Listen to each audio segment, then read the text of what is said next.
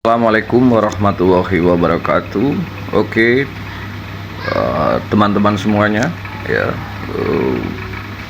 kita sambung lagi dengan cerpen, ya, yang sumbernya dari cerpenhoror.com, ya. Dalam judul "Mereka Juga Punya Masa Lalu", ya. Sebelum saya lanjutkan, perlu saya review kembali bahwa pada episode sebelumnya diceritakan bahwa Alif adalah seorang satpam yang bekerja di sebuah perusahaan plastik di Jawa Timur, ya, di kota Jawa Timur. Dan dengan pengalamannya sebagai satpam, dia menceritakan tentang cerita ini, ya. Dan perlu diketahui bahwa dia punya sosok jin pendamping yang bernama Ahmad, ya, yang selalu mendampinginya, ya, bahkan selalu memberikan bantuan-bantuan ketika si Alif ini mendapatkan rintangan, ya. Pada episode berikutnya pastinya ini langsung tamat saja, ya. Episode berikutnya adalah Tangisan Sendu, ya. Kita mulai saja, ya. Kau jangan muncul dulu, Mat. Biarkan penghuni pohon itu, dia hanya akan membuatmu lemas, kataku pada Ahmad yang tiba-tiba sudah ada di tempat parkir belakang pos satpam. Baiklah, kau juga sebaiknya berhati-hati, Liv. Dia mengawasimu, kata Ahmad. Setelah karyawan shift 2 pulang semua, shift 3 baru masuk untuk bekerja. Dan seperti biasanya aku kontrol keliling dan patroli di area perusahaan tiap 2 jam sekali. Hari ini aku satu shift bersama Sam dan Agus. Aku kontrol dulu ya, Sam, Gus. Oke, jawab mereka bersamaan. Aku keliling sambil ditemani Ahmad yang melayang di sampingku sampai di samping tempat parkir karyawan yang posisinya terletak paling pojok dengan sebelah kiri pabrik. Aku mendengar suara tangisan wanita. Belum sempat aku bertanya ke Ahmad, dia sudah memberitahuku. Gak apa-apa, Lip, lewatin saja. Dia tiap malam selalu saja menangis seperti itu. Sebentar, Mat, aku cek dulu. Asal kalian tahu, aku bisa melakukan kontak dengan makhluk halus karena dulu kakekku yang membuka mata batinku dan ayahku waktu aku kecil. Tujuannya untuk mencari temanku waktu kecil dulu yang hilang di sungai di desaku. Tapi besoknya kakekku meninggal karena sakit jantungnya. Dan alhasil beliau belum sempat menutup mata batinku dan ayahku. Temanku itu ditemukan di dalam sebuah cerobong yang terletak di pabrik bekas zaman Belanda dulu dalam keadaan pingsan. Dan aku lihat sekelebatan bayangan hitam di belakang temanku yang menjauh sangat cepat. Permisi, assalamualaikum. Aku mengucap salam sambil memasuki area samping tempat parkir. Aku melihat wanita yang sangat cantik sekali, memakai pakaian adat Jawa warna putih. Aku suruh Ahmad pergi karena aku tidak mau menjadi ancaman bagi wanita itu. Dia masih menangis sesungguhkan dalam posisi duduk bersimpuh pada kedua tangannya. Jangan mendekat, bentaknya. Tenang, saya hanya minta agar kamu tidak mengganggu karyawan di sini karena mereka juga sering cerita kalau pernah mendengar suara tangisanmu, jelasku. Apa maumu? Aku hanya ingin bertanya, kenapa kamu menangis? Kamu mengganggu karyawan di sini. Siapa tahu aku bisa membantumu agar kau tenang di sana. Aku hanya ingin agar kamu menemukan pria bernama Ivan yang bekerja di sini. Katanya sambil menatapku tajam dengan separuh matanya tertutup oleh rambutnya. Kita flashback dulu. Pagi yang indah ditemani secangkir kopi, aku membolak-balikan koran yang aku beli tadi pagi dan mataku tertuju pada satu judul yang sangat miris. Mahasiswa dibunuh setelah diperkosa terlebih dahulu. Dan yang membuat aku kaget, kampus tempat mahasiswa itu belajar tidak jauh dari tempatku bekerja. sebuah kampus swasta yang terkenal di kota Lobster yang hanya berjarak tidak sampai 1 km dari pabrikku. Di info berita tersebut dikatakan bahwa nama korban adalah Sinta dan tersangka masih buron. Kembali ke situasi saat ini ya, aku berkomunikasi dengan sosok wanita di pabrikku bekerja. Namamu siapa? Tanyaku pada sosok tersebut yang masih duduk bersimpu di depanku. Sinta, jawabnya, singkat dan masih menatap tajam ke arahku. Karena mungkin dia merasa terancam dengan energi Ahmad yang masih menyelimutiku, dan nama itu mengingatku akan korban pemerkosaan dan pembunuhan tempo hari. Kamu Sinta, mahasiswa kampus itu kan? Iya benar. Astagfirullah, ternyata dia korban pembunuhan tersebut. Dan Ivan, apakah dia sang tersangka? Ketika aku ingin tahu lebih lanjut, dia sudah melayang melewati atap dan entah pergi kemana. Setidaknya aku tahu dia biasa bersembunyi di mana. Aku akan membantunya agar dia tak lagi bergentayangan dan membuat para karyawan merasa terganggu. Karena membuat karyawan merasa aman dan nyaman adalah termasuk tugasku sebagai satpam. Aku lanjutkan keliling perusahaan lagi, dan kali ini aku sendiri tanpa Ahmad di sampingku. Aku sudah terbiasa melihat hantu atau mendengar suara-suara mereka. Tapi tiba-tiba, ojo dolan nang kene, ojo dolan nang kene, ojo dolan nang kene. Nah, ini artinya jangan bermain di sini ya. Nah, suara itu sangat mirip dengan suara Pak Budi. Beliau karyawan sini dulunya, tapi kan beliau sudah meninggal maksudnya ya. Oke, suara itu masih saja terdengar oleh telingaku. Jujur aku paling tidak suka diganggu oleh suara-suara seperti ini. Mengagetkan, mending langsung muncul saja. Assalamualaikum, salamku. Jangan main di sini. Tetap tak kutemui sosok tersebut. Hanya suaranya saja yang berasal dari gudang limbah di depanku yang dapat ku dengar. Saya tidak sedang main, Pak. Saya sedang bekerja. Mohon Anda menampakkan diri. Begitu teriakku. Setelah aku berkata demikian, aku lihat ada sepasang mata yang sedang mengintip di balik pintu gudang limbah tersebut, dan dugaan saya benar, sosok Pak Budi. Tapi kali ini dengan wajah yang hancur dan matanya pun tak memiliki kelopak. Persis saat terakhir kali aku melihat beliau meninggal karena wajahnya tersiram bahan plastik panas yang akan dicetak oleh mesin. Ini saya, Pak Alif. Maaf, aku tidak mengusirmu, tapi aku mengusir 3 bocah kecil tadi yang ada di belakangmu. Kau tidak takut melihatku? Saya sudah terbiasa, Pak. Saya tahu ini masih belum 40 hari sejak Bapak meninggal. Tapi apa ada masalah yang belum diselesaikan sehingga membuat Bapak gentayangan seperti ini? Kasihan keluarga Bapak di rumah. Saya hanya ingin meminta maaf pada istri dan kedua anak saya. Sampaikan pada istri saya bukanlah suami yang baik karena meninggalkannya mengurus anak kami sendirian.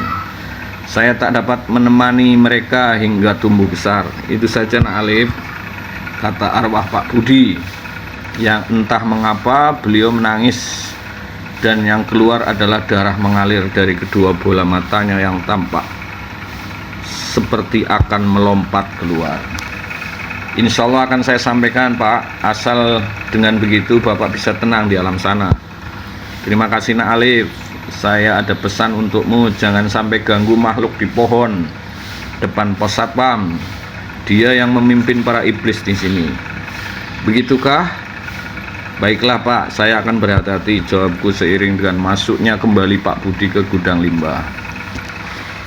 Iblis, menarik sekali, kataku dalam hati. Aku tak tahu bedanya iblis dan setan selama ini. Yang aku tahu adalah semua jin ada yang baik, jahat, sedangkan iblis semuanya jahat. Tetapi setan, tahulah, yang harus kulakukan hanyalah menyatukan energiku dan energi Ahmad agar aku bisa semakin sempurna berkomunikasi dengan mereka. Berikutnya adalah episode preman ya. Sudah lebih sejak seminggu yang lalu kejadianku dengan Pak Budi dan sosok bernama Sinta itu terjadi. Aku pun sudah menyampaikan amanah dari Pak Budi kepada keluarganya soal kasus Sinta. Aku masih belum berani menyimpulkan karena dia pun sudah jarang muncul lagi. Lembur. Jangan mengeluh saja kau Sam, candaku pada Sam, karena dia adalah temanku semasa SMP dan kita bertemu lagi dalam satu pekerjaan ini. Capek aku Liv, setiap shift pagi kita mesti harus lembur dan pulang sore ini. Mau bagaimana lagi Sam, ini sudah jadi resiko kita, nikmati saja lah, kataku pada Sam sembari mengendarai motor bebekku, karena rumahku dan rumah Sam searah, jadi aku antar juga dia sekalian. Selesai menurunkan Sam depan rumahnya, aku melaju lagi. Tepat di depan sebuah pasar, motorku dihadang oleh seseorang.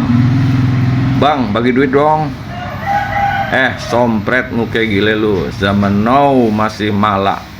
Sana minggir, aku tabrak mampus kau, hardiku pada preman tersebut. Dan entah kenapa tiba-tiba preman itu menatapku tajam dan seolah-olah ingin menerkamku.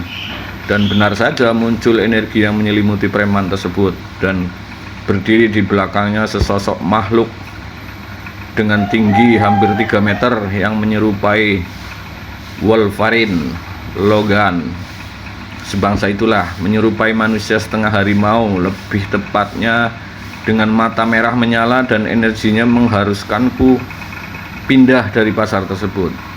Karena tidak mungkin aku dan Ahmad akan menggunakan kekuatan kami di sini. Sangat tidak mungkin aku bertarung di sini karena akan membahayakan orang-orang. Aku gas motorku dan preman itu berlari mengikuti. Ya, dia berlari hampir di sampingku, padahal speedometer menunjukkan angka hampir menyentuh 60 km per jam. Buset dah, ini preman kayak flash saja, larinya kencang banget. Gumamku dalam hati. Haruskah sekarang Liv? Ahmad mengirimiku telepati. Ya. Mau bagaimana lagi Mat? Makhluk itu berbahaya bagi penggunanya jika dibiarkan. Apa kau siap? Sangat siap. Bagus. Ini akan menarik, kataku. Oke, selanjutnya duel ya. Sepertinya ini tempat yang tepat, kataku sambil berhenti di sebuah gedung bekas pertokoan yang seingatku sudah bertahun-tahun tak terpakai. Kau yakin ini tempat yang tepat, Liv? Tanya Ahmad yang tiba-tiba sudah ada di sampingku. Tentu saja, Mat. Warga tak akan melihat kita di sini. Baiklah. Preman tersebut, maksudku pria tersebut sudah berdiri di depanku dengan energi marah yang menyelimutinya. Sepertinya dia jin yang hanya ingin melindungi tuannya. Tapi mengapa dia tiba-tiba ingin menyerangku, Mat? Mungkin saja jin itu menganggapmu ingin menyerang tuannya, karena dia juga bisa merasakan energi kita. Belum sempat aku menoleh ke pria itu, tiba-tiba saja pukulan mendarat tepat di tengah-tengah perutku. Makan siangku serasa akan keluar lagi, Mat, kataku sambil memegang perutku. Sial, dia kuat sekali. Kita tak boleh sampai lengah, Liv. Satu pukulan lagi telah siap untuk bersarang lagi di perutku. Tapi tidak untuk kali ini. Dengan sigap aku tangkis tangannya sebelum menyentuh perutku, dan tangan kiriku langsung menguppercut tepat bawah dagunya. Dia terlempar jauh ke depan. Ahmad merasuki tubuhku ya. Aku kerasukan, tapi aku masih bisa mengontrol diriku. Apa yang kau mau? Bentakku pada makhluk itu. Tentu saja melindungi tuanku. Kau terlihat seperti mengancam dirinya, kata pria itu. Tapi bisa kulihat dari matanya bahwa manusia harimau itulah yang berbicara. Dia berjalan pelan-pelan ke arahku. Tidak berjalan, tapi melayang pelan-pelan ke arahku. Pria itu sungguh tak bisa mengendalikan dirinya. Dia dengan mudah dikuasai seluruhnya oleh jin pengikutnya itu. Kau salah sangka kawan, kataku, yang langsung terbang ke arahnya dan mencekik lehernya dari depan hingga dia terjengkal. Dan aku langsung menindihnya dengan lututku.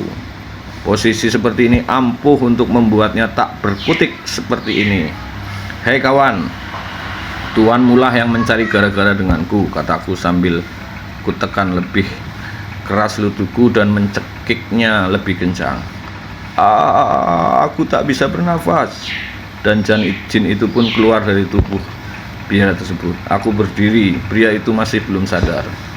Maafkan, aku telah mengiramu sebagai ancaman bagi tuanku. Perkenalkan, namaku Rashid. Aku dari bangsa siluman, kata jin itu memperkenalkan dirinya. Tak masalah, kau harus melatih tuanmu agar bisa mengendalikan dirinya. Kekuatanmu cukup besar, gunakan itu sebaik mungkin, kataku yang langsung disambut sadarnya pria itu dari pingsannya. Maaf mas, aku tak mengira kau juga mempunyai jin pengikut. Kau sangat kuat dan pandai dalam mengendalikannya, kata pria itu sambil menyalamiku.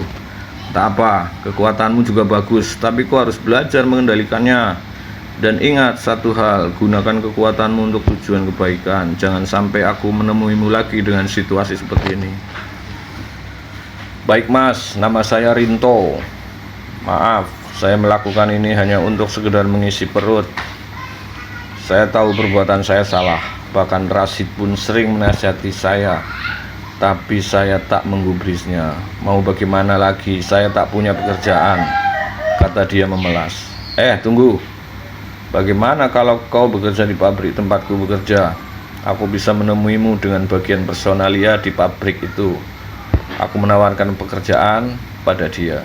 Karena setahuku 6 hari yang lalu ada sekitar 4 karyawan di PHK secara sepihak karena kedapatan mencuri biji plastik dengan total kerugian 40 juta. Yang benar mas.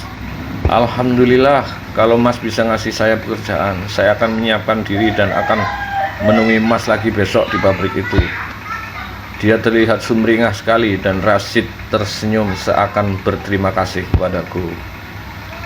Oke, sampai disitulah ceritanya. Cerita ini sumbernya dari ceritahantu.com ya. Semoga cerita ini menghibur Anda semua. Selamat berjumpa di cerpen-cerpen berikutnya. Saya akhiri. Wassalamualaikum warahmatullahi wabarakatuh.